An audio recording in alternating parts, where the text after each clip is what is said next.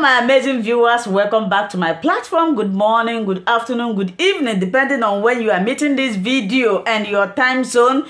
If it is your first time and you like what I do in this platform, please, after watching this video, subscribe, put on your notification bell. In that way, you'll be able to know when I upload a new video. In this platform, I upload videos on daily basis based on what is happening in the world and in Nigeria, to be precise. So, after watching my video, share, subscribe. According to one of my Ethiopian friends, say subscribe to this channel. It will not cost you anything. Subscribing to Linda's TV show will not remove that pin from your account or from your phone, but rather it will add a great value to me. After watching my video, share it. You don't need to buy newspaper again. You don't need to on your television again. All you need is just grab your phone, tune into Linda's TV show. Chikena, you will get all the information that you need. Igbo ndị ọma na-ege ntị, ụmụnne m ndị nje eme ọnụ, ụmụnne m ndị nje eje mba, ụmụnne m ndị mfụrụkwụrụ, nke a na-atọ m iche. So my dear people, I don't want to talk too much. I'm going to present two different videos here. Whenever I see interesting video about Mazi Nnamdi Kanu, about this Biafra struggle, I always present it here. Do not tell me this is old video. If you think it's old for you, my dear brother, my dear sister, please leave. Somebody said you always waste my time. That is why people always have problems, because they do not want to know the origin of something. So in this interview, it was conducted to him by Simon Epka, and for those who are criticizing Simon Epka, you people will know that Simon Epka and Mazi Nnamdi Kanu have been together, and Simon Epka is obedient disciple. You will listen to the interview when Simon Epka was asking Mazi Nnamdi Kanu, what if Biafra did not come? What if we didn't get this Biafra? If they refuse to give us referendum, what else are we going to do? You will hear it from Mazi Nnamdi Kanu. And another one is when Mazi Nnamdi Kanu was saying that there will be a time people will lose hope, but at the end of all the struggle, that Biafra will come. This is where I'll end my talking. Listen to the videos and clarify yourself, and for you also to know the level of Biafra agitation, where it is right now. Remain blessed until I come your way, and I still remain Linda's TV show. Ekenekwa mo nozo. Let us watch the video now. We have come this far. One thing I'm going to ask you, I think it's going to be the last question before I will allow you to rest, because you know you have been on this journey for a very long time and every day on the phone and all that. So I'm going to ask you one last question. The question is this: if from what I've just read now about the motion for Biafra independence at the UK Parliament, yes, the wording is that the Office of the Commonwealth must make sure they use their diplomatic power and ties to compel, though they did not use the word compel, but to compel Nigeria government to organize referendum for a possible freedom of Biafra. And this is exactly what we are all asking now. If this did not happen, are you ready to lead us to do anything to get the freedom of Biafra? Yes. Which I'm going to be number one to follow you. Yes. You think we're going to live like this, like a bunch of animals forever? Of course not. Of course not. It can't, they know it very well that we are coming, and I will come, and I'll bring hell with me. They understand it very well. You better give me Biafra now. If they do not give me Biafra now, the zoo, I am making it very clear to the whole world so they understand what I'm saying very clearly. So that by the time that we are gone, history they will remember the deeds of God upon our lives. We have not come for anything else. I don't exist for anything else. It's only for Biafra to come. If you're not going to give me that Biafra, I will destroy everything I see on my path. I'm being honest with you. There is no other outcome. Forget about all those speaking grammar and that's rubbish. Give us a referendum, as those British MPs tried to do, in keeping with the fact that in England you have people that have soul and conscience. If you have a referendum today and people say foolishly vote to remain in one Nigeria, I will give up. But that's where we're going to, and nothing. You know, you know where we are now. Do you think we are going to drop our guns now? Is that what you think? Are we going to drop it now? No. No way. You must negotiate. And that is going to be a referendum. They understand it. Or else we give them hell. And they know it. If Boko Haram, a bunch of idiots that didn't go to school, can give you a tough time, imagine people who are educated and all over the world. But as you know, with Pharaoh, their ears will be blocked. They'll be doing their janja with some. They will think, oh, we have a Hanese, we have George Obiozo, we have the likes of Hope, we shall prevail. But you'll hear their stories soon as well. We're not going back. We have come to die for what we believe. Thank you very much for having me, Simon. And continue your good work. And don't allow Satan to get into you. Don't. Never. Never. Thank you very much, Ohamadike. DK Ana Bogunanya. Greetings from people from Canada. Greetings from people. For people to understand one very thing. At the end of this very race, Biafra is going to emerge. It doesn't matter what anybody does. And to our African friends and brethren, I want them to also understand this. We talk about Pan-Africanism. Pan-Africanism cannot take off without Biafra, because we do need a genuinely free country in Africa to be able to drive that very critical and important initiative. We are seeking to build a country that God Almighty in heaven will be very proud of. And though the Janjaweed, the Fulani Caliphate, have sent their armies of conquest into our land, that this very day, we don't even know if those who are killing us are doing so on behalf of the Nigerian state or they're doing it on behalf of the Islamic Caliphate. Because as we well know, ISIS is now in Niger State. Very soon they'll be in Kogi, and then from Kogi they'll come into Anambra, and the real war will begin. Remember, very many years ago, I told you one very critical point for you to bear in mind at all times. So basically to guide you in all your deliberations and your thinking about Biafra. They are going to kill us. That is true. But that is not going to stop Biafra from coming. We are going to do all we can to defend our land and to defend our people. The whole world may appear to be against us, but we have done nothing wrong. That is the most frightening thing about this whole thing. If you ask the world, what did Biafra do wrong to you? Nobody can tell. Nobody can actually explain to you properly. Because they want a world where very illiterate nomadic set of people will be in charge of governance, where you have refineries and they're no longer working, where you produce oil and gas but still import kerosene and fuel for your cars, where they want to impoverish the people. For those who may not be acquainted, or should I say familiar with the book that one of our very good friends wrote in years gone by, Walter Rodney. He was at Dar es Salaam University where he was assassinated by the CIA very many years ago. Walter Rodney wrote a very compelling book called How Europe Underdeveloped Africa. What we are witnessing today is precisely what he was trying to explain to us. If you allow yourselves to be taken over by greed, by self-preservation and the trappings that you find in North America and in Europe and in Far East Asia, you will never ever develop your land. We are fighting for Biafra that we may restore our lost dignity. We are fighting for Biafra that black people all over the world may be set free at last. We are fighting for Biafra not that we may have or commence the building of a large empire, not at all. We are asking for a Biafra where we can live and die with a semblance of dignity. Because right now people are dying, but there isn't any dignity.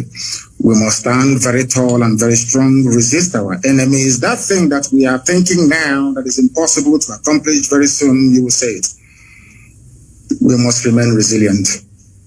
We must remain devoted. We must remain unflappable. We are not going to retreat, not one iota.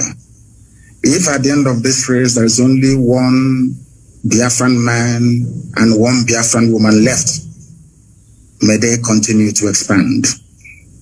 They killed us, 5 million of us, after the war. After the war in 1970, we had lost 5 million people. But there we are still the largest ethnic bloc anywhere in the entire Nigeria. Because God is faithful.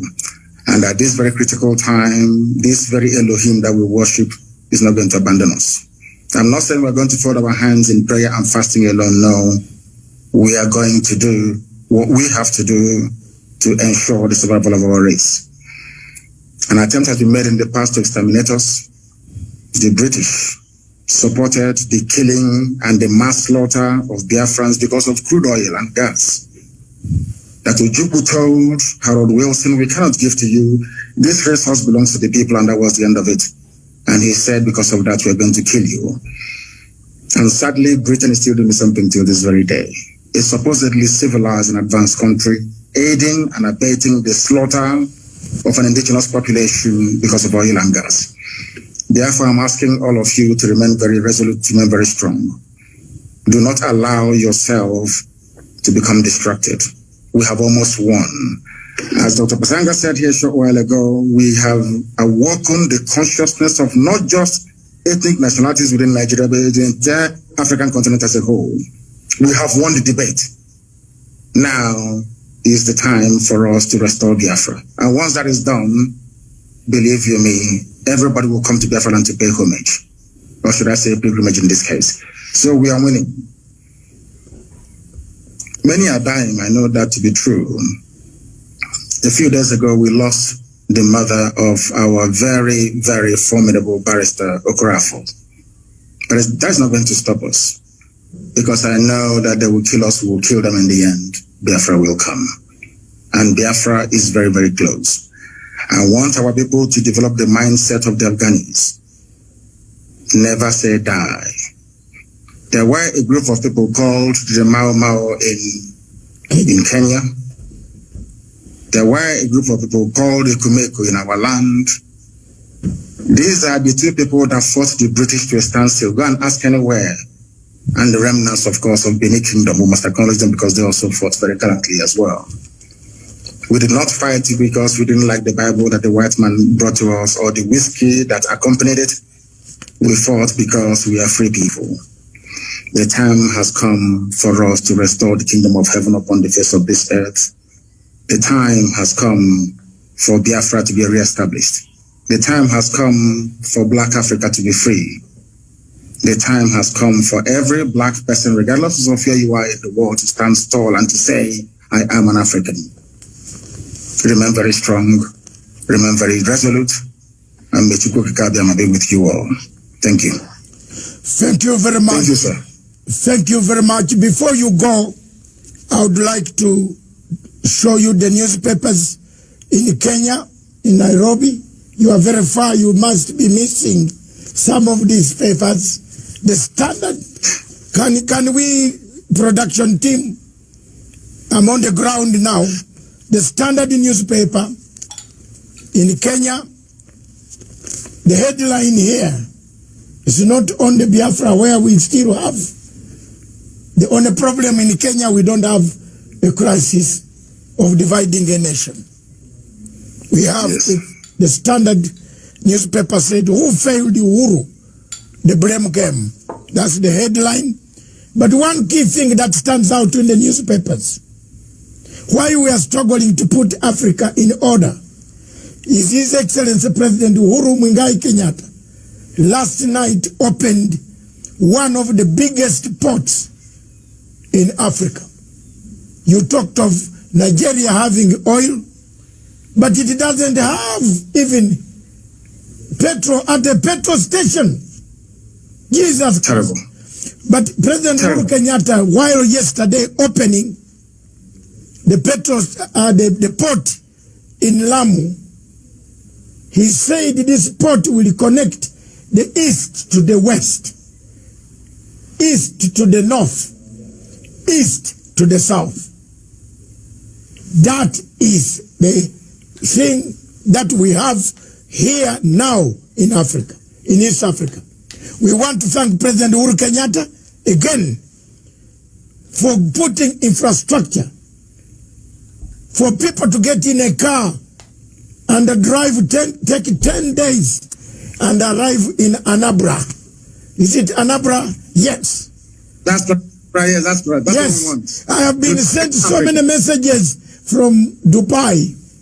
People saying in Anambra, they are married there. Kenyans, Nigerians have married a lot of our people from East Africa. And I hope one day for us, my children, also one of them, my daughters, is married to an Igbo person from Onitsha. Wonderful. We know how to take care of our wives. We are united. Another newspaper says good things about Africa. The lamp pot rose to life with the president is good. You can see it. Yes. Yes. And that's it. And another good thing in Africa, I'm looking for Africa stories. For your information, I am a Liverpool supporter for 43 years. Like myself. Or I don't know. My God. Thank you very much. It looks like we are all Liverpool here. But the others don't get worried. We are now struggling to liberate Africa. Don't forget your local team in Biafra. And don't forget Rangers Football Club is my first love, and Liverpool is the sidekick. My first team in Uganda is Villa Football Club. Villa. Then my team in Kenya is AFC Leopards. Then my team in the world is Barcelona. Wonderful. I die with the people of Cantona.